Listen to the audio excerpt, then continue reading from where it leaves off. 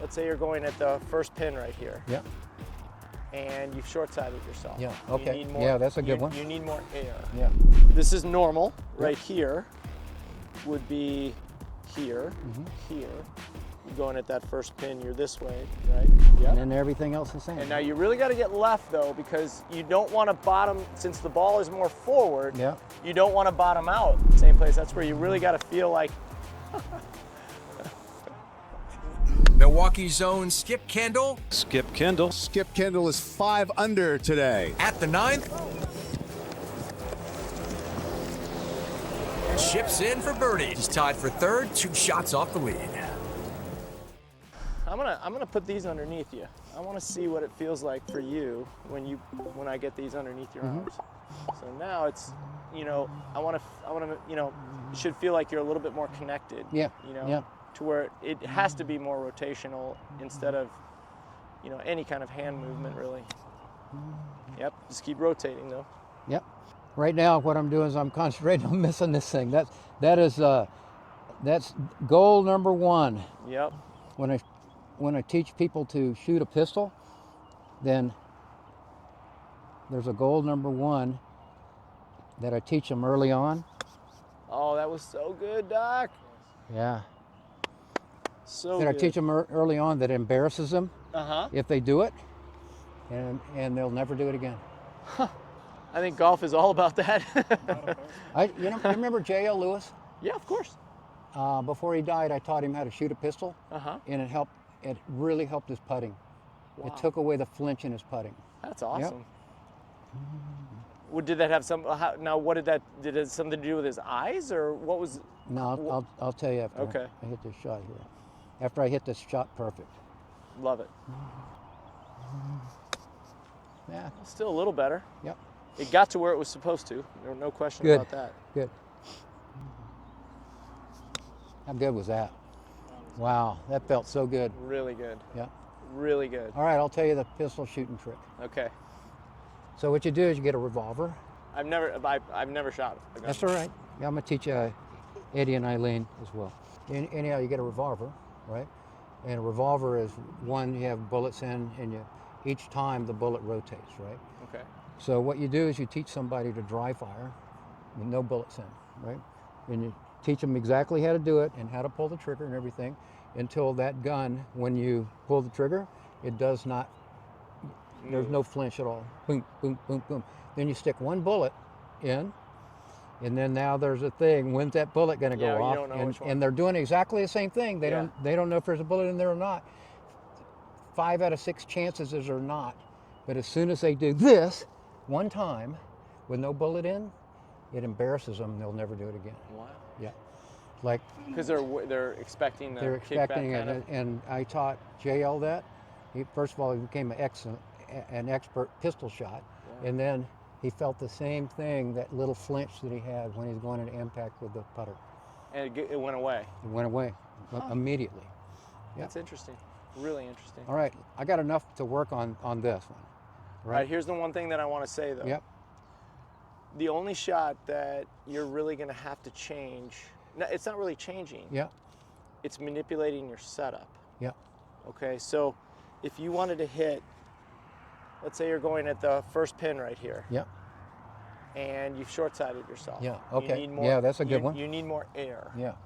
The only thing that you're doing is you're going to change your setup position. Okay. So this is normal right here would be here, here. You're going at that first pin, you're this way, right? The only thing that you're going to do now is you're going to move the ball up way up in your stance. In front of your front two? It's probably pretty much like on my front toe there. Okay. You're going to open the face up. Yeah. Okay. You're going to still be in the same pretty much position, maybe just a little wider in the feet. Yeah.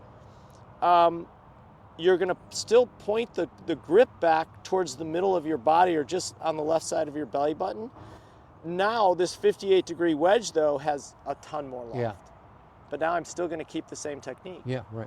So the ball is going to go from what it normally did to much higher and stop much faster. Yeah, beautiful.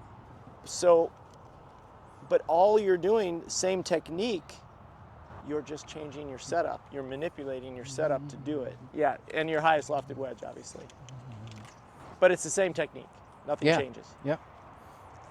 That would really be the only thing the only time other than changing clubs depending on where the pin is, if you needed a little bit more air to stop the ball faster. Right. It actually, as you saw there, it puts a little more spin on the ball too. Yeah, for sure. So When you're standing behind the ball, getting ready to go walk in, do you take your grip before you walk in, or you wait until you're over the ball? that's a really good question. Yeah. I would say, for me, I've never been one to, grip the club behind unless it's a distance wedge. Uh-huh. And the only reason I do it with a distance wedge is because for me, when I'm using a distance wedge, it depends. For me, I go up. I use the whole grip Yeah. for different distances, and I'm always taking my lead arm to 9 o'clock. But that would be the only time, because I want it's basically my right forefinger, my index finger here, where it is on the grip. So that's when I can see it when it's out in front of me. Yeah. And so then I walk in that way. When I don't have to do that, when I'm not worried about where my hands are so much on the grip, if it's a normal shot or whatever, I know where they, where it should be. I know where they, I want it to be. So I don't necessarily walk in like that. Yeah. I walk in one-handed, I put the club down, grip it, and then I go. Gotcha. So, but to each his own. I mean, I'm not saying if you wanted to do that and it works for you, I'm good. Yeah, it just gives me I'm good. one less thing to think about, especially when I'm Perfect. learning a new process. And that's right? perfect, though. Yeah. I like that. I like it.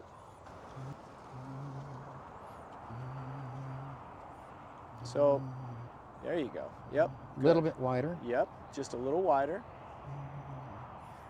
Yep. and then everything else the same. And now you really got to get left, though, because you don't want to bottom, since the ball is more forward, Yeah. you don't want to bottom out, back way behind the ball. You still want to bottom out in the same place. That's where you really got to feel like, I don't even need to say anything else. Awesome. That's fantastic. I You got didn't, it. Yeah. all you did was manipulate your setup, though. Perfect. Same shot. Yep. So, and that's the only one that really, other than side hill, maybe uphill and manipulating your body, side hill, downhill, uphill, you're not changing anything. Yeah. And essentially on all of those shots, all you're trying to do is make your body flat Right. to the ground. Yep. So if it was uphill, your hips, everything is pointed that direction. Yeah. So when you come through, you're not going to stick the club in the ground. Yeah. Same Right. thing with downhill. You want to make sure your body's on the same slope. Yep. Hips, chest. Yeah. Cool. That's all you're really trying to do. Awesome. Yeah. So Doc, I'm going to say, one of the things which I thought was really important today was you taught me a lot of stuff, about different parts of the body and how they relate to what I was teaching you. Yeah. That usually doesn't come across in any lessons that I'm Yep. giving. You Yep. were talking about the Serratus, anterior. Yeah. You were talking about a different, Yeah. couple of different things.